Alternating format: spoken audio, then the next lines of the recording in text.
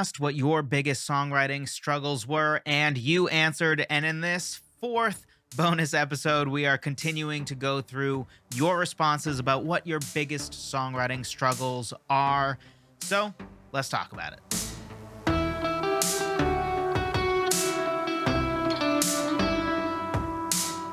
Hello, friend. Welcome to another episode of the Songwriter Theory Podcast, another bonus episode where we are talking about your responses to what your number one biggest songwriting struggles are.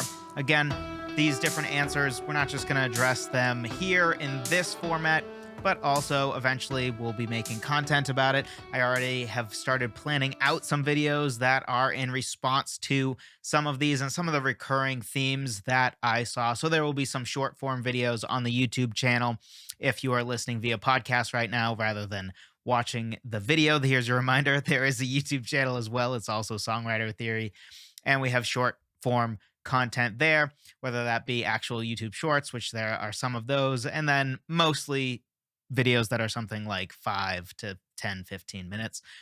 So be sure to check that out if you weren't aware that that exists. Once in a while, I get an email where it's like, it seems like some people don't know that there's a YouTube channel. It's not just a podcast. But anyway, if you haven't already, be sure to grab my free guide on 20 different ways to start writing a song.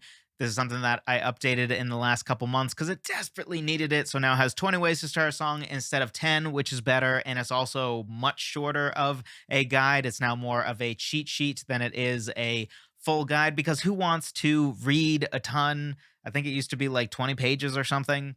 It's shorter now, much easier to just go through the list and be like, oh, that's an interesting way to start a song. I'm going to do that. I had writer's block before, and then I thought, reverse engineer an interesting song concept from a song title that I think is cool. Never thought to do that before. And then all of a sudden it can help with your inspiration. And I find it's a great way to mix things up a little bit so that you're not always writing songs the same way. Because if you're anything like me, and we're both human, so in this way, we're probably kind of the same in that if you always start songs the same way, that's often how we get into creative blocks, when we always start our song with, I'm going to grab my guitar and start with a chord progression. Eventually, it just starts to get stale. It starts to be harder and harder to be original with that. But just going to the piano or starting with a melody or starting with a song title can immediately get you back on track creatively. So that's the songwritertheory.com/free guide, as always. So let's get back into your biggest songwriting struggles. First one for today. My biggest struggle in songwriting is assigning chords to a song I've written or finding interesting chords and melodies. I know stock chord progressions are bad, but I don't know where to start with chords. I don't really want to dive too deep into music theory, and I still would prefer easy and common chords in my songs, but creative progressions if possible. So, like with a lot of your responses, there's a lot of good stuff in here. Probably could make like 5 different full-length podcasts just off of what is in this comment. Lots of good stuff. But let's start with this. I know stock chord progressions are bad part, because I've heard enough people say that I feel like maybe I need to re-communicate when I talk against stock chord progressions what I mean. Because first of all, it's not true that stock chord progressions are bad. I don't think that's true. What I say is true is it's bad as a songwriter to never get past always starting songs with stock chord progressions, because that means you don't actually understand how to even put together your own chord progression. It means that you're stuck with the same 5, 6 chord progressions over and over and over and over again. Also, usually it's just harder, or oftentimes people won't even bother to come up with like interesting riffs or anything. So you might not come up with an interesting piano riff that's sort of melodic and has an interesting rhythm to it or something, because you're too busy just thinking in terms of stock chord progressions. Oh, I'm going to do a 1-5-6-4 or a 1-6-5-4. And I would compare it to something like, if you think, okay, I'm going to design my own house. And then instead of custom designing your house, where you can really actually determine what kind of rooms you want to have, where the rooms go, no.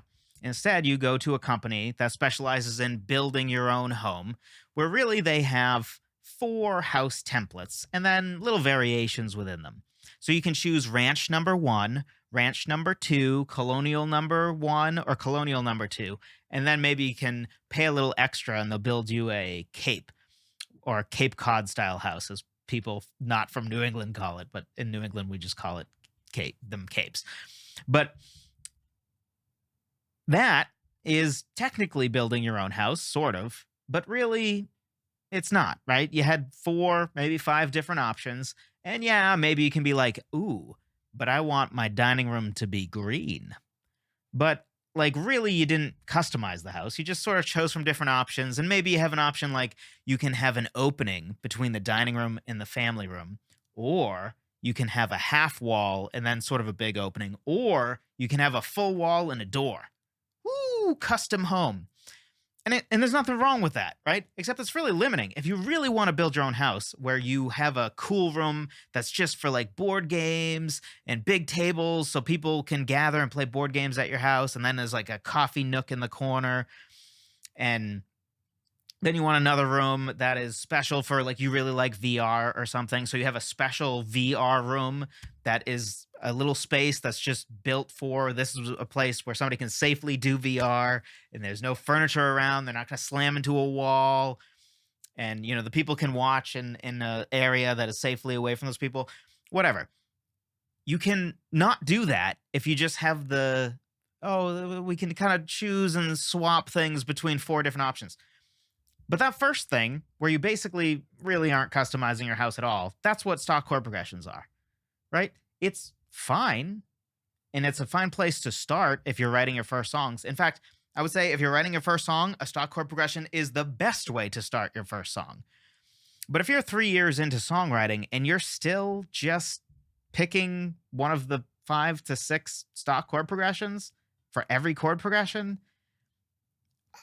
I mean, that's like, building 30 houses, and every time you're like, let's just do another cookie cutter house. Why? You know what I mean? Like, it's not like learning the basics of chord progressions is that hard. There's tons of content about it, like my own content. There's other songwriting content out there and other just music theory content.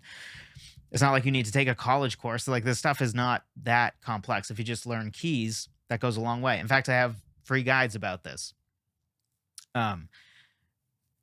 Whether the music theory cheat sheet, I think I call it, where it basically allows you to bypass understanding the theory at all and just gives you the answers of like, hey, G major has these basic chords.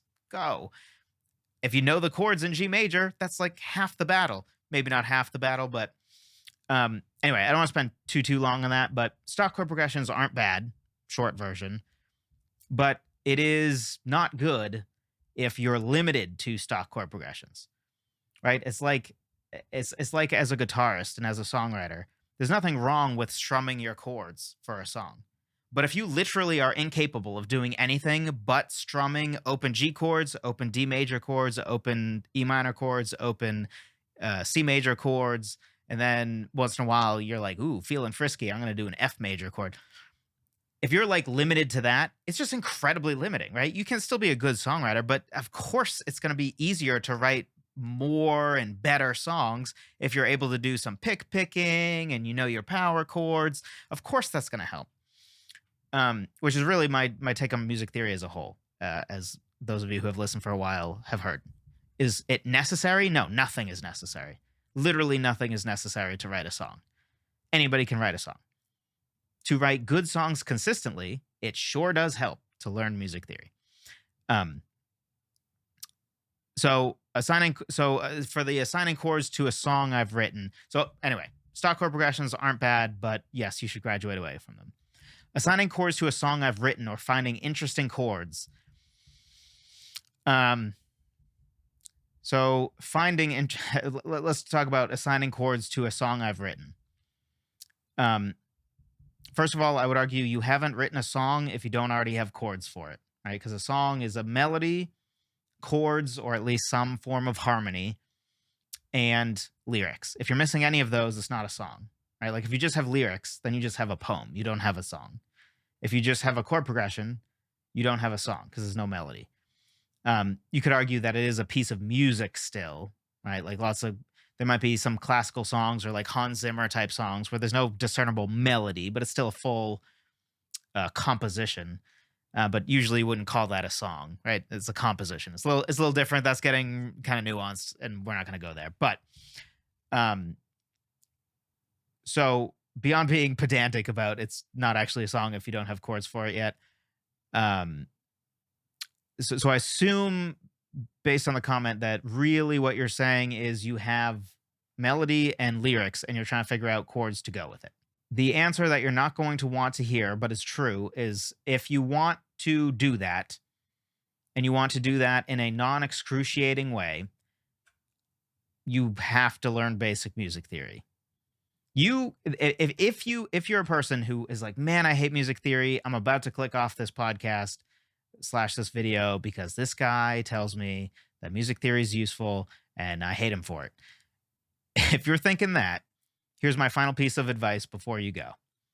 If you really don't want to learn music theory for whatever reason, probably you just don't know what it is. A lot of people think it's like reading sheet music and all this academic knowledge that doesn't matter, which is silly. I don't know where that opinion comes from, but many people have it.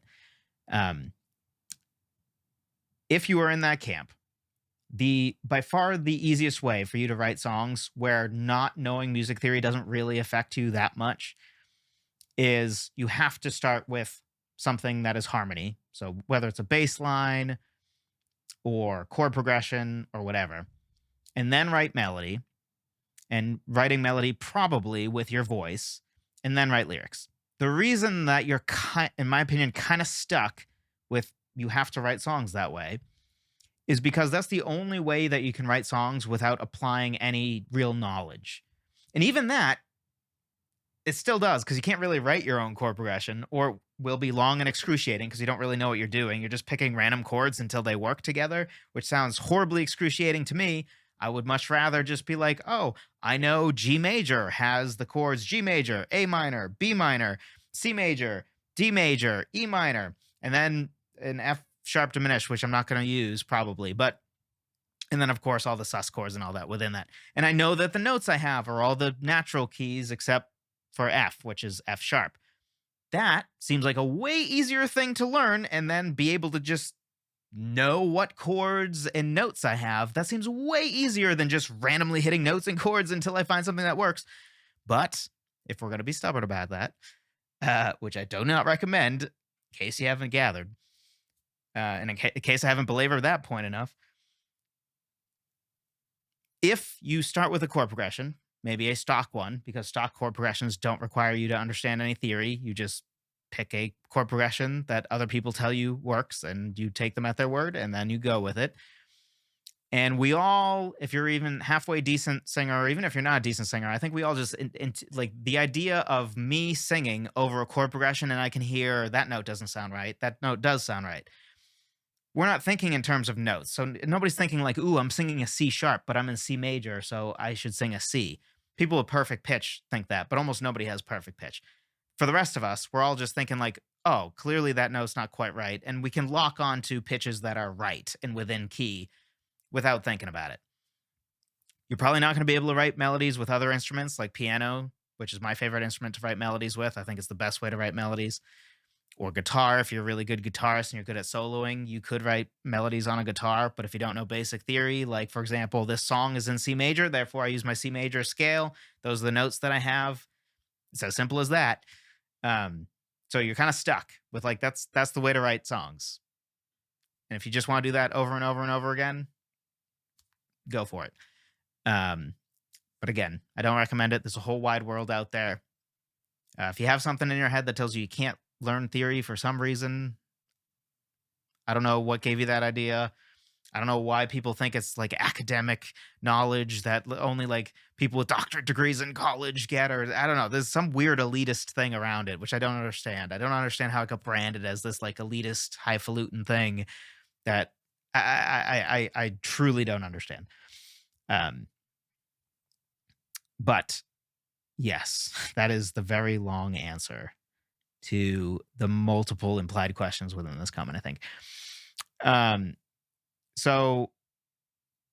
Okay. And then finally, when it comes to interesting chords are good, but also overrated. I know that sounds like they shouldn't go together, but A chord progression is never going to make a song. I think you're limited as a songwriter if you're constrained to the same 5 chord progressions over and over again. But that doesn't mean that the chord progression is the most important part of a song. You if you have a sweet bass line and a sweet melody and a sweet piano riff, and then later you realize, oh, all of that cool stuff, actually the underlying chord progression is a 1 5 6 4. It doesn't matter because you still have the sweet bass line and the sweet vocal melody. So um chords are important and also overrated. If you had to choose 2 of your 3 things in your song to be great, melody and lyrics every time. Every time. Chord progression is a distant third. But it is good and better if you can even have interesting chords, I think, that fit with the song. And in that case, I recommend just pick like 1 chord at a time, right? So if you've only done real basic stock chord progressions, just start with, I'm going to have 1 chord in my chord progression that is an inversion, first inversion maybe. So instead of C major in root position with the C in the bass, I'm going to do C major with an E in the bass, first inversion, or G in the bass, second inversion. Something as simple as that, or just be like, I'm going to use 1 sus chord. Going to figure out which sus chord to use and use that in my song. And with each song, just, try throwing in 1 chord. I recommend doing the same thing for stuff like borrowed chords. Don't like learn all the borrowed chords at once and be like, I'm going to put every borrowed chord in my song. No, just pick one, right? Maybe it's your flat 4. Maybe instead you opt to go for the flat major 6 or the major 3 chord in the context of a major key, where normally it would not be a major 3 chord, it would be a minor 3 chord. But generally, just like pick one, and it's going to be just a lot easier. And over time, the more you do that, the more these things become more and more second nature, because practice doesn't make perfect, but it makes a whole heck of a lot better. All right. I've recently emailed you on this very topic. I've gotten pretty good at song construction and writing decent melodies, but I stop once I get to writing lyrics. I have seen very few videos that cover this process because it's long and tedious, and I know it's not easy. Now, I'm diving into this area to see how to improve and to get to the point where I can finish my songs. This really is my big struggle. So, first of all, hopefully I did respond to your email. The way you say that makes me think that I might have missed the email or forgot to respond or didn't hit send or something. So I'm sorry if that's the case. But so stopping once I get to writing lyrics. On the video front, let me address that first. I have put some thought into how to do that without making it excruciating, because like a real video showing people how to write lyrics, I don't really know how you do that honestly without just having like a 2-hour long video of a camera over somebody's shoulder that just nobody would want to watch. It's like, you wouldn't want to watch a video of somebody building a house, right? You might want to watch a video of how to put one beam into another. What I just said is probably stupid, but you know what I mean? Like one simple part of building a house, right? But it's just such a big thing with a lot of nuanced stuff going on, and there's a lot of just sitting and thinking maybe involved. I just don't know how to do a video that would do it service. If you have any ideas, be sure to let me know in the comments down below if you're on YouTube. But yeah, so anyway, I have been thinking about that. On the I stop once I get to writing lyrics portion, I think this is another, you're probably not going to like this answer, but I think it's true. You just have to not stop once you get to writing lyrics. I think things that will help you to not stop when you get to writing lyrics is planning it out beforehand and not diving directly into writing lyrics, because writing lyrics is writing poetry, and poetry is more constrained than prose, right? So prose is just how I'm speaking right now, basic English, right? Or whatever language you're writing songs in /speak in. And when it comes to poetry, right? You're thinking about tons of things. You're thinking about meter. The meter has to work, and if you have a rhyme scheme, that has to work.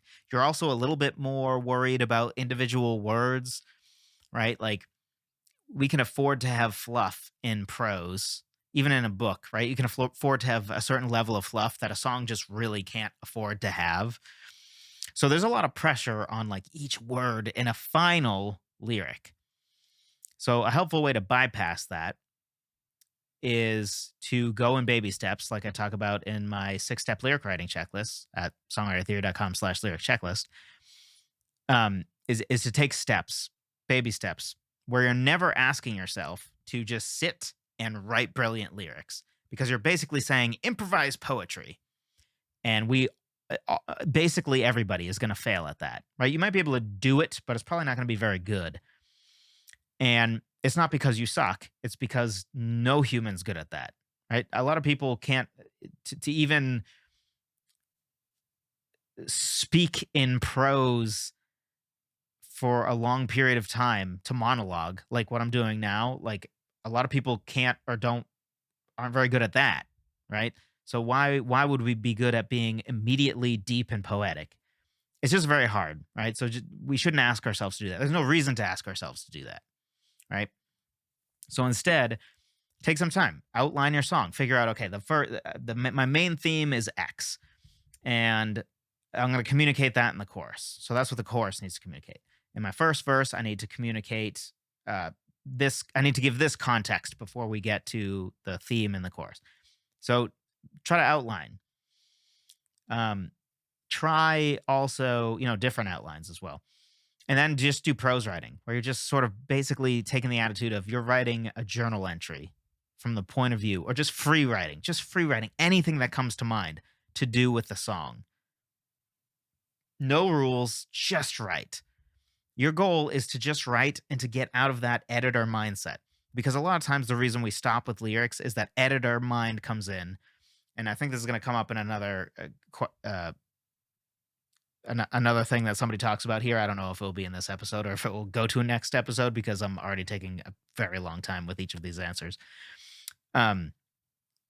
So that editor brain is our biggest enemy when we're writing. So we need to take steps to get that editor brain to turn off. And something we can do is just write in prose, free write, because then we don't have that pressure of I'm writing the lyrics. The second we think I'm writing the lyrics, all of a sudden ideas evaporate. I think it's the same idea as a lot of times what they'll tell you to do if you're like a recording engineer. They'll tell the person that it's just a practice run, but record it secretly. Because a lot of times that's the person's best take.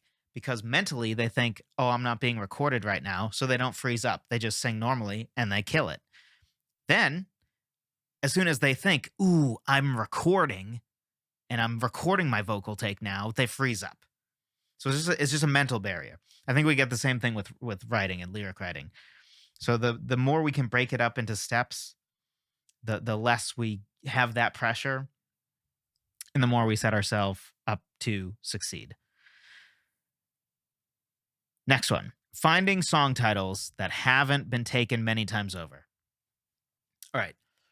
So just to make sure, I'm going to say something that is maybe obvious, but I just want to make sure. For the record, if you're worried about like the legality or like song titles are not copyrightable, right? There's a million songs called Forever. That's fine. It doesn't matter. Probably don't call your song Forever just because, that one's been used a trillion times. But there's a million songs called Forever. There's a million songs called Tonight, unfortunately. A million songs probably called something like You. So it's not a legal problem, nor is it a creative problem. If what you mean by this is you just want to have song titles that feel more original, a lot of times an easier way to do this is to dive a little bit deeper. Maybe use more words. So instead of a 2-word title, maybe make it half of let's say the title is taken from the final line of your chorus. And your final line of the chorus is like 10 words. and you just took the last two words. You're like, those are the main words that are the title. Try just stretching it to the last 5 words of that line. And it's a longer title now, but maybe it will be a little bit more different because the last 2 words alone were kind of like, I feel like I've heard this before. Another thing you can do, especially if you're starting with a song title or it's early in the song process and you're not constrained to the lyrics you've already written when it comes to coming up with your song title, in which case something you can do is just take like a noun and a adjective that normally wouldn't be paired with that noun and put them together, and that creates A, interesting symbolism, and B, usually an interesting different title. So just as maybe silly examples, if you take the ocean, right, and then you say angry ocean, well, an ocean literally can't be angry because it's an ocean. It doesn't have feelings. It's just an inanimate object. So there's no such thing as an angry ocean. So immediately it becomes a little intriguing. Now, it's a little maybe less intriguing, A, because that specific thing probably has been used before. I'm sure it has. But then you can take it one step further, where we do kind of all understand that when I say angry ocean, you probably have an image in your head. You probably thought, oh yeah, like stormy and the waves are really high.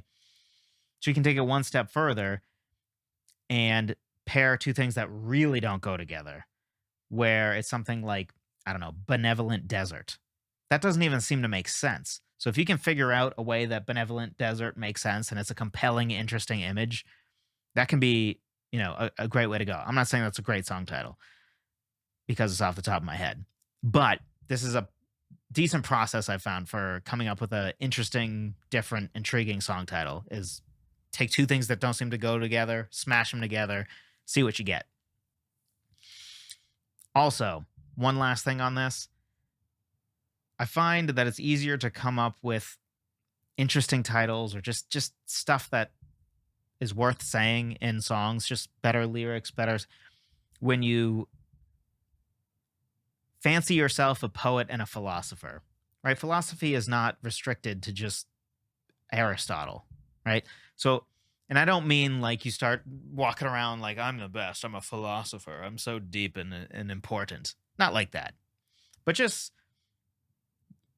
sort of take a little pride in like, you know what? I'm going to think about things more deeply than the average person. I'm going to think a little bit longer on things. I'm going to ask questions about life longer than other people. I'll dwell on those ideas and thoughts longer than people. I'll start to really think about what do I really believe? What do I think is true about the world longer than other people? Because that's what poets and philosophers do. And that's what we should be to at least a degree. If you as a songwriter aren't thinking about the world more deeply than the average person who's not creating any art, because the average person is not creating any art, that's a problem, right? Because then what do you have to say if you're talking about the same stuff that Susie Poo down the road, who spends all her time just, I don't know, watching TikTok videos, if your level of thought is the same as that, then you probably don't have something to offer to say that's interesting because you haven't thought about it, right? Not because you're not an interesting person, just because you haven't dove a little deeper. And obviously I'm not saying this is you. All of these answers, don't take any of this as, because I don't know who asked the question, right? I'm just trying to address it in as many ways as I can.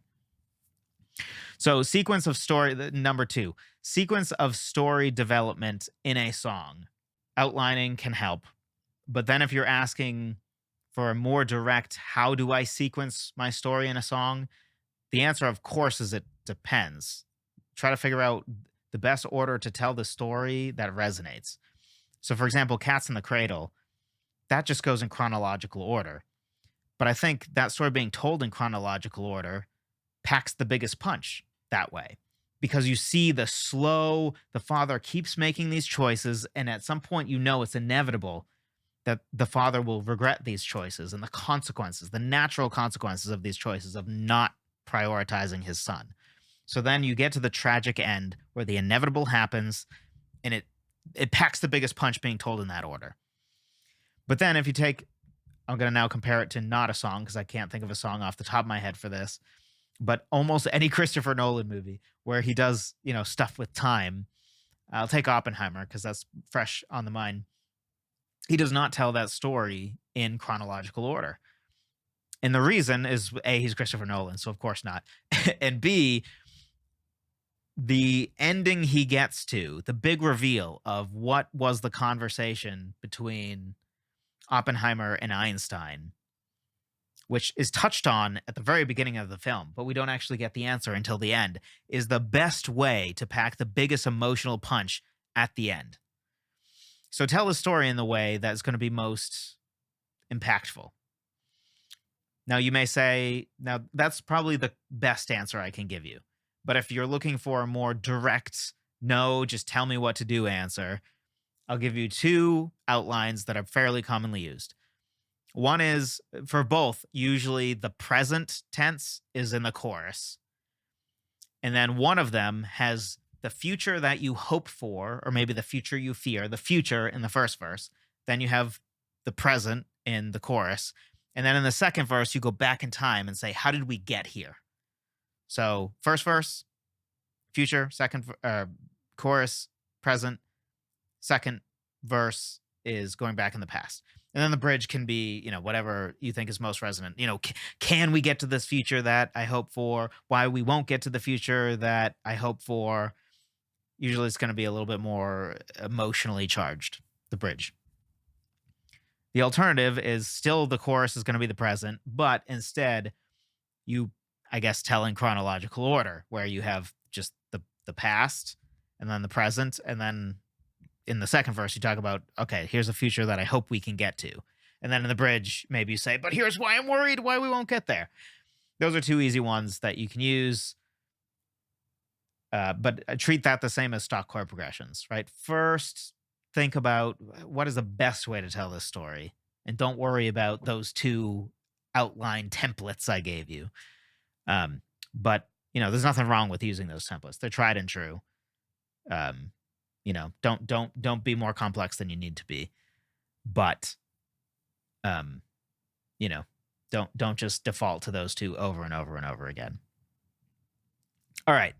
We're at 34 minutes here. We're at a decent amount of time. So we will cut it here, and I will continue this in another episode. Hey, maybe we'll get like 12 or 13 bonus episodes out of this.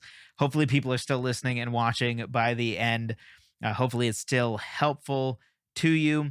Again, if you haven't already, be sure to grab my free guide, songwritertheory.com/free guide. It will help you with starting songs and not getting writer's block, especially early on in the process. And I think I mentioned lyric writing process. So songwritertheory.com/lyric checklist for my 6-step lyric writing checklist. The 6 steps I go through that at least help me to get out of my own head and end up with lyrics that I feel proud of.